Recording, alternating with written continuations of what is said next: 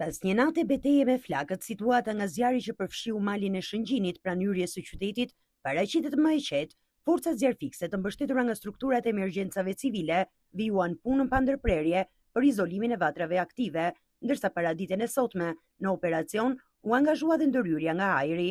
10 efektiv dhe 6 mjete zjarfikse luftuan gjatë gjithë natës me flakët, të favorizuara nga era e fortë dhe terreni i vështirë malor, faktor që e bën ndërhyrjen tepër të vështirë. Falë operacionit intensiv, zjarri është vënë kryesisht nën kontroll, ndërsa kanë mbetur vetëm disa vatra të izoluara.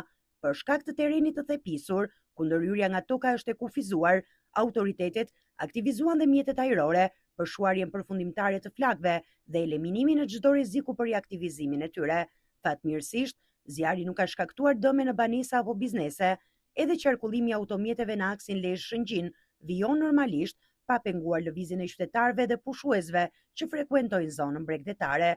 Ndërkohë, hetimet janë përshëndruar te shkaqet e rënies së zjarrit. Burime bën me dije se dyshohet për zjarrvënie të qëllimshme. Policia ka shoqëruar një person si të dyshuar për ngjarjen, ndërsa grupi hetimor vijon punën për dokumentimin e plotë të rrethanave dhe përgjegjësive. Situata mbetet në monitorim të vazhdueshëm nga strukturat e emergjencave, të cilat do të vijojnë operacionin deri në shuarjen e plotë të çdo vatre zjarri.